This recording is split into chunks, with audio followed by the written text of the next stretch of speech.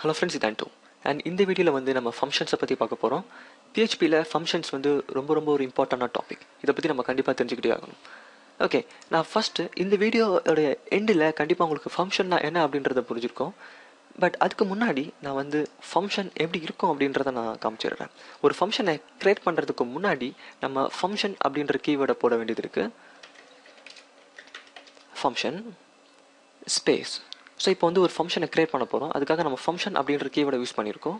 Space விட்டுட்டு அந்த ஃபங்க்ஷனுடைய நேமை நீங்கள் கொடுக்கலாம். இந்த ஃபங்க்ஷனுக்கு நேம் நீங்கள் வந்து என்ன வேணால் கொடுத்துக்கலாம். அது வந்து நம்மளுக்கு ரெஸ்ட்ரிக்ஷனே கிடையாது. நான் சும்மா வந்து ஜஸ்ட் மை ஃபங்க்ஷன் அப்படின்னு நான் கொடுத்துக்கிறேன். அப்படி இல்லாட்டி நான் வந்து ஜஸ்ட் டிபார்ட்மெண்ட் அப்படின்னு நான் கொடுத்துக்கிறேன். டிபார்ட்மெண்ட்னு கொடுத்துட்டு open and close bracket. So இது வந்து கண்டிப்பாக நீங்கள் கொடுத்தே ஆகணும் அந்த ஒரு ஃபங்க்ஷனுடைய பேரை மென்ஷன் பண்ணும்போது. இப்போ நீங்கள் ஃபங்க்ஷன்னு சொல்லிட்டீங்க, இந்த ஃபங்க்ஷனுடைய நேம் வந்து டிபார்ட்மெண்ட் அப்படின்னு நான் சொல்லிட்டேன்.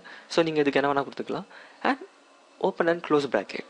ஸோ இந்த ஓப்பன் அண்ட் க்ளோஸ் ப்ராக்கெட் எதுக்கு அப்படின்றத நான் உங்களுக்கு கொஞ்சம் லேட்டராக சொல்கிறேன்.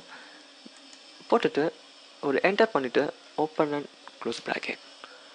ஸோ ஒரு ஃபங்க்ஷன் க்ரியேட் பண்ண போகிறோம். அந்த ஃபங்க்ஷனுக்கு நேம் வந்து டிபார்ட்மெண்ட் அப்படின்னு கொடுத்துருக்கேன். அந்த ஃபங்க்ஷன் இங்கே ஆரம்பித்து இங்கே முடியுது. சிம்பிள். ஸோ இப்போ வந்து ஒரு ஃபங்க்ஷனை க்ரியேட் பண்ணிட்டோம். பட் இந்த ஃபங்க்ஷனுக்குள்ளே வந்து என்ன விஷயம் இந்த ஃபங்க்ஷன் செய்யணும் அப்படின்றத நம்ம சொல்லவே இல்லை. இப்போ நம்ம சிம்பிளாக சாம்பிளுக்கு ஒரு போகலாமே. ஜஸ்ட் நான் வந்து எக்கோ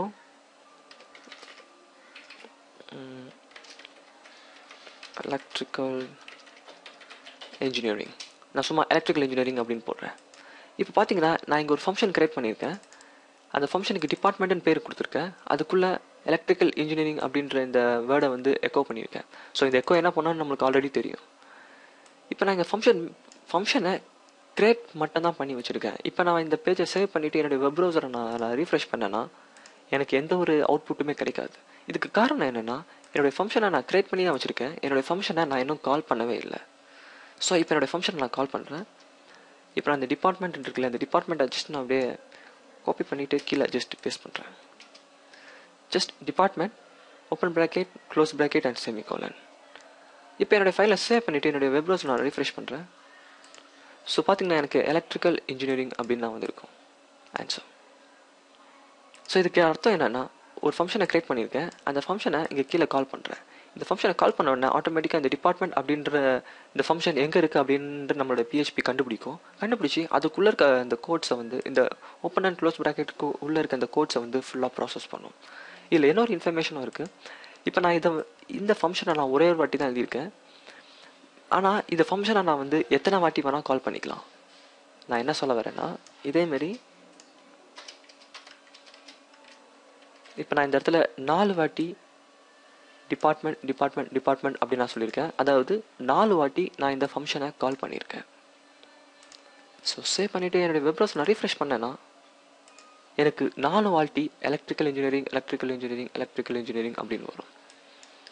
ஸோ இந்த ஃபங்க்ஷனுடைய மொத்த கான்செப்டே என்னென்னா, ஒரு ஃபங்க்ஷனுக்குள்ளே ஒரு விஷயத்தை நம்ம எழுதி வச்சுட்டு அந்த ஃபங்க்ஷனை நம்ம எந்தெந்த இடத்துல தேவைப்படுதோ எல்லா இடத்துலையும் கால் பண்ணிக்கலாம்.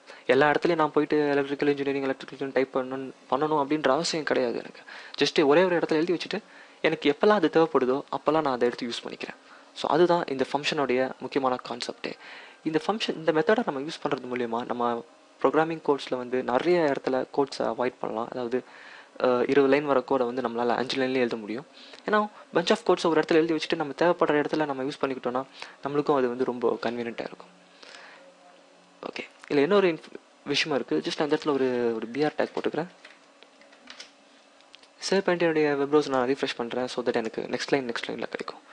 ஸோ இந்த ஃபங்க்ஷனை நான் 4 வாட்டி கால் பண்ணியிருக்கேன் அப்படின்றது நம்மளுக்கு இதுலேருந்தே தெரியுது.